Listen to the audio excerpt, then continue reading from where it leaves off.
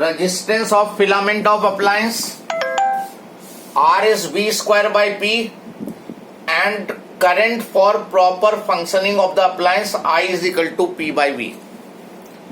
If the appliance will get this much current, whatever comes from here, from the rated value, then it will be functioning properly, otherwise it will not function properly. Write down one example.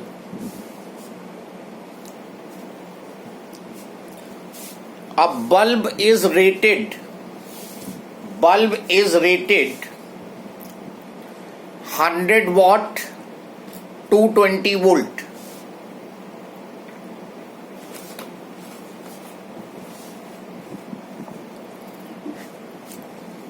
First part, what does it implies? What does this statement implies?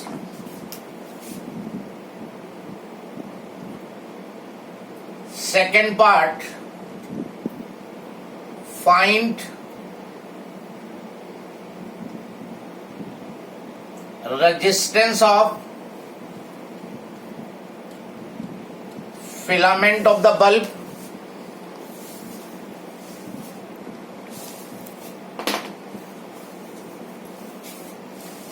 Third, current for proper functioning of this bulb. And fourth part, what we have to do to glow this bulb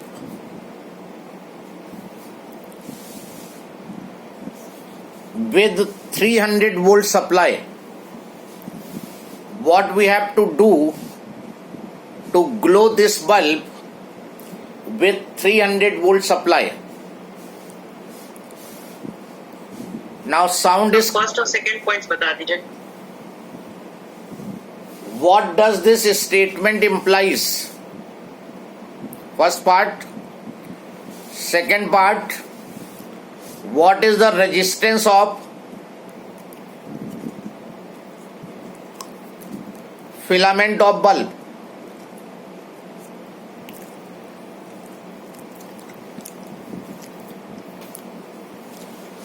Now sound and video both are clear now? Yes, sir. Okay. Yes, sir. Yes, sir. Now this bulb is rated 100 watt 200 volt. What does it implies? What does it imply? If this bulb is connected to 200 volt supply, then it will consume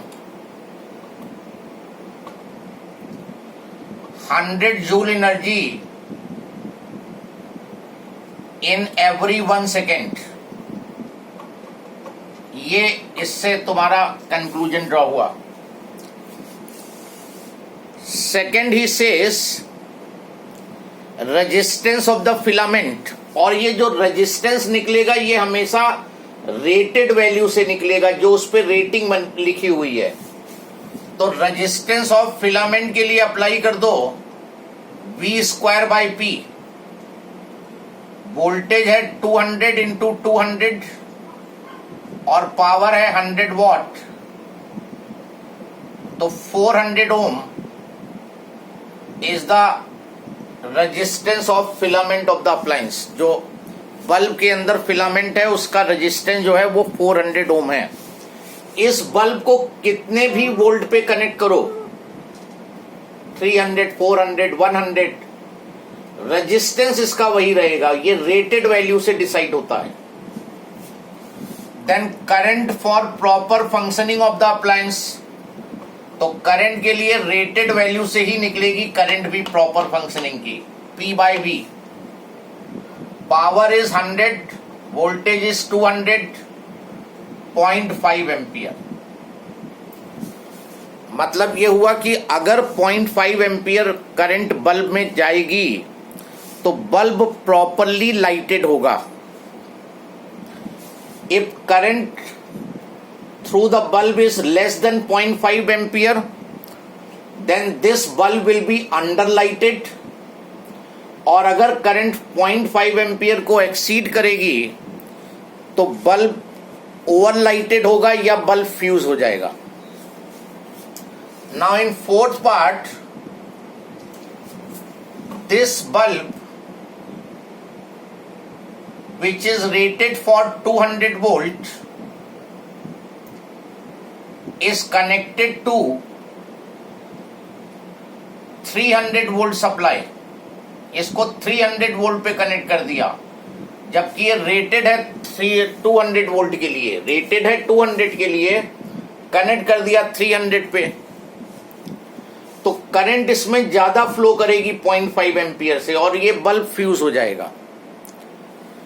तुम्हें इसको अगर operate कराना है, then you will increase the resistance in the circuit. Circuit में एक extra resistance connect करोगे R। When resistance in the circuit will increase, current will decrease. और इतना रेजिस्टेंस रखोगे कि करंट जो है वो 0.5 एम्पियर इसमें फ्लो करे।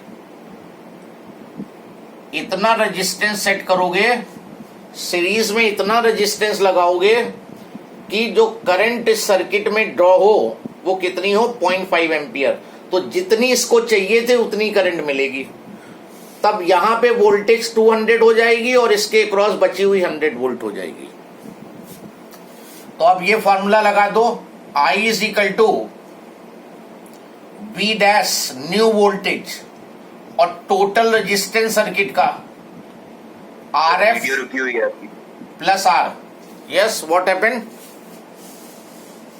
वीडियो रुक गई थी बीच में। अच्छा, अब आ गई। So current will be total voltage जो तुमने अप्लाई की है V डैश और सर्किट का टोटल रेजिस्टेंस, फिलामेंट का रेजिस्टेंस RF और ये रेजिस्टेंस I तो 0.5 ही रहना चाहिए, नहीं तो बल्ब फ्यूज हो जाएगा। V डैश 300 ले लो, RF हमने कैलकुलेट किया है 400 प्लस R। यहां से R की वैल्यू फाइंड कर दो। That much resistance must be connected in series, then bulb will glow properly with supply of 300 volt. How much you are getting R value?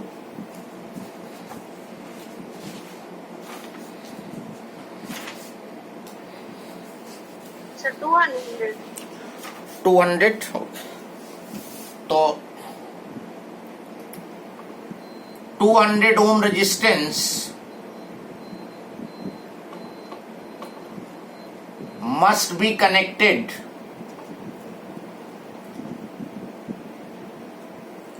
in series। 300 volt से इसको glow कराने के लिए अगर 200 ओम का रेजिस्टेंस यहां सीरीज में लगा दोगे तो ये प्रॉपरली लाइटेड होगा। अब होगा क्या, इस 300 वोल्ट में से 200 का ड्रॉप यहां पे होगा थ्रू 200 वोल्ट और 100 का यहां पे होगा। तो बल्ब को 200 वोल्ट चाहिए थी, 200 वोल्ट मिल जाएगी और बाकी वोल्टेज ड्रॉप यहां पे हो जाएगी 100 वोल्ट और करंट सर्किट में वही 0.5 एम्पियर रहेगा।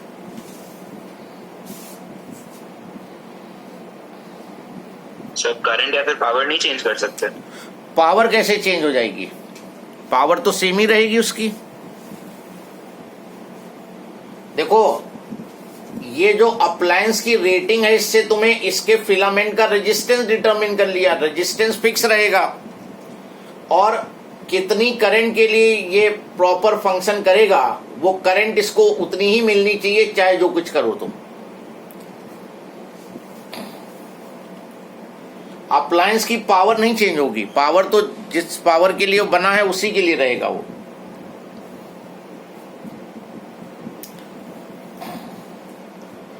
पावर चेंज हो जाती है अगर तुमने ये प्रॉपर रेजिस्टेंस ना लगाया होता। अगर ये रेजिस्टेंस ना लगाते तो ये हैवी करंट ड्रॉ करता और पावर चेंज होने से पहले ये हाँ सर, 225 आ गई थी फ्यूज हो power। जाएगा। Question write down.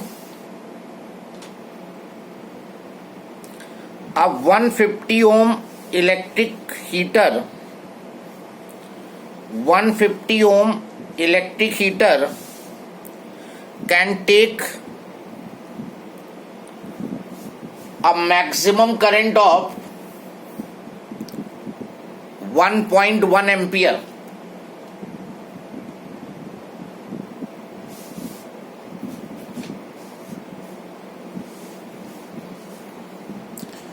What minimum resistance should be joined? What minimum resistance should be joined in series with it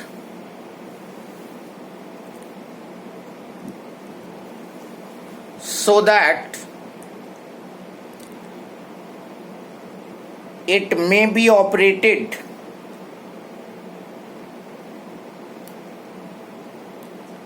at 220 volt means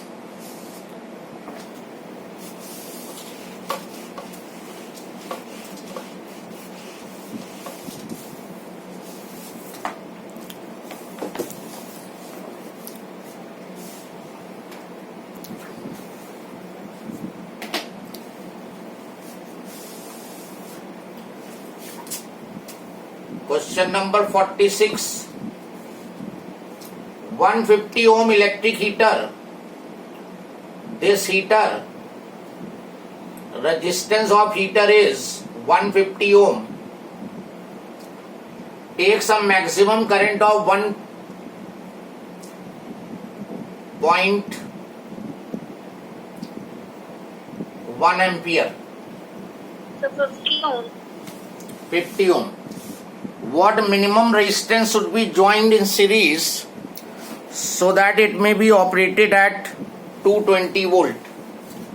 इसको 220 वोल्ट पे ऑपरेट कराना है और minimum resistance in series join करना है। Maximum current 1.1, इससे ज्यादा current नहीं हो सकती है। तो I इज इक्वल टू ये वोल्टेज ले लो V dash divided by total resistance heater का प्लस R, ये वाला जो स्टेप किया था। करंट इसको मैक्सिमम अलाउड है 1.1, वोल्टेज 220, हीटर का रेजिस्टेंस 150 और कैपिटल R, यहां से कैपिटल R फाइंड कर दोगे।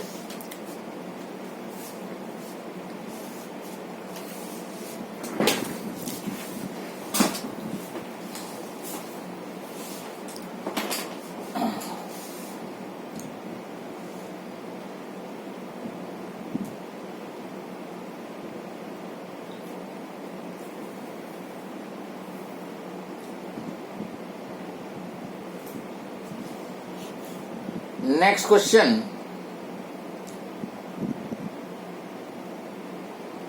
A filament lamp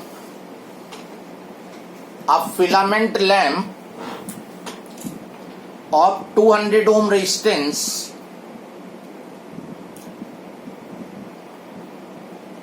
is used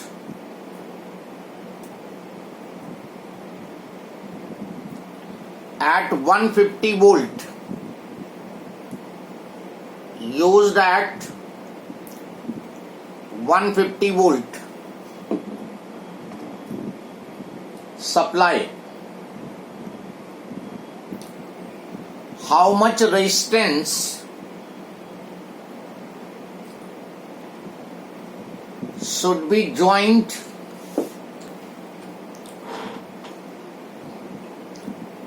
in series with it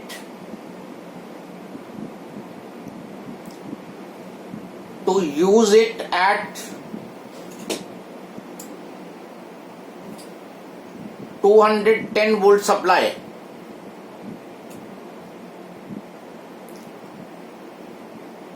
to use it at 210 volt supply. Try करो इसको.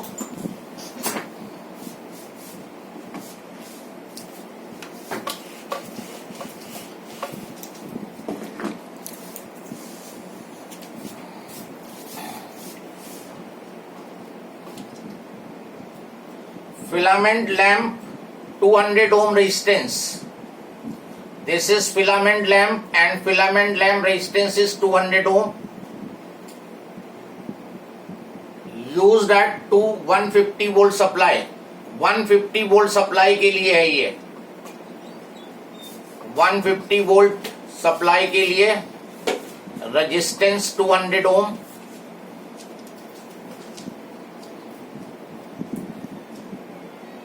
और इसको तुम्हें ग्लो कराना है with supply of 210 volt. 210 volt पे सप्लाई कराना है. 80 ओम. 80 ओम. यस.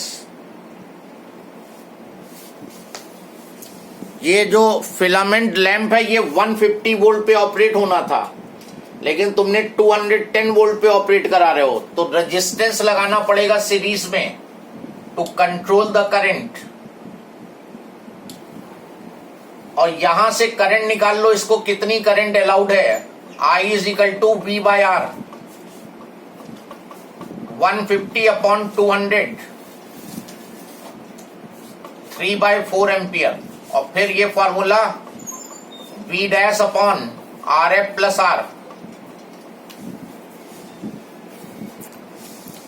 पहले वो जो फिलामेंट लैम्प था वो 150 वोल्ट पे ऑपरेट हो रहा था, प्रॉपर फंक्शन कर रहा था. तो V बाय R से तुमने में पता चल गया कि उसको कितनी करंट प्रॉपर फंक्शनिंग के लिए चाहिए. और जब तुमने उसको 210 वोल्ट पे कनेक्ट किया तो कितना रेजिस्टेंस सीरीज में होना चाहिए? करंट 3/4, नई वोल्टेज 210, RF 200 प्लस R. यहां से R कैलकुलेट कर दो. 80 ओम का रेजिस्टेंस सीरीज में कनेक्ट कर दोगे तो ये प्रॉपर फंक्शन करेगा.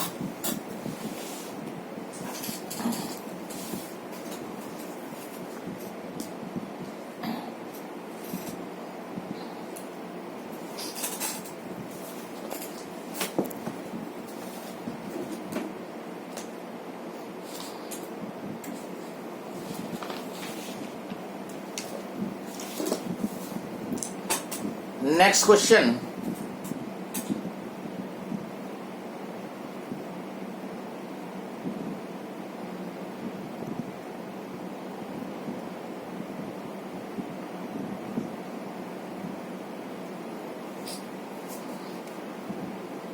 A 500 watt electric heater, 500 watt electric heater is designed to work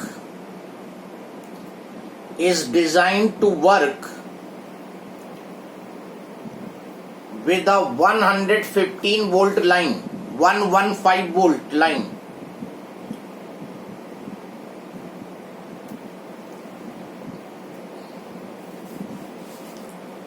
If the voltage of the line work with के बाद क्या है? work with 115 volt line, if the voltage of the line drops to 110 volt,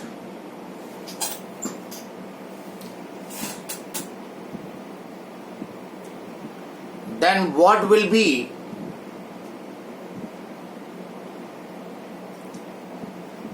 percentage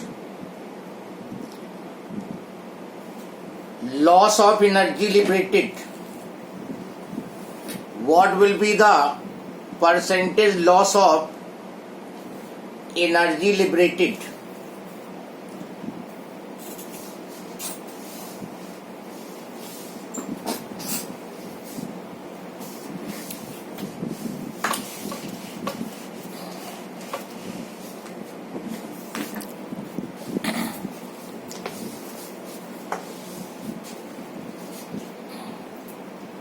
Now this question says 500 watt electric heater,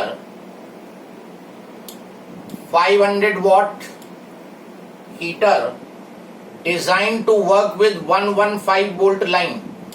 power heater की ये है और voltage ये है, और लाइन की वोल्टेज जो है वो ड्रॉप होके 110 वोल्ट रह गई. तो तुम्हें फाइंड करना है percentage loss of energy liberated. देखो अभी हमने तुम्हें बताया था कि इस हीटर की रेटिंग है 500 वॉट 115 वोल्ट. मतलब अगर ये 115 वोल्ट पे कनेक्ट होता तो जो एनर्जी लिबरेटेड थी वो 500 जूल पर सेकेंड थी. But if it is connected to lesser supply तो इसकी पावर चेंज हो जाएगी. Okay, now what you do, इस का रेजिस्टेंस फाइंड कर लो हीटर का. हीटर का पहले इसकी रेटिंग से रेजिस्टेंस निकाल लो. Resistance of heater R is equal to V square by P. Rated value से निकलता है हमेशा. 115 इंटू 115 अपॉन 500. सॉल्व करो, देखो कितना आता है ये.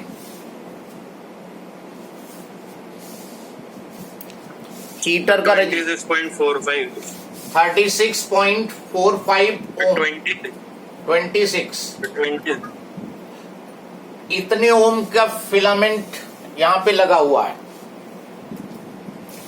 अगर ये 115 वोल्ट पे ही कनेक्ट होता तो पावर जो थी वो 500 वॉट रहती, लेकिन वोल्टेज बदल गई तो न्यू पावर जो होगी, न्यू पावर P डैश नई वोल्टेज का स्क्वायर अपॉन आर कर दो. रेजिस्टेंस तो फिलामेंट का बदलेगा नहीं, रेजिस्टेंस फिलामेंट का वही रहेगा RH. वोल्टेज तुमने चेंज की है तो वोल्टेज बदल दी V dash square. So now it will be 110 into 110 upon resistance is 26.45, या ये पूरा ले लो तो ज्यादा एग्जैक्ट कैलकुलेशन आएगी, अपॉन 500.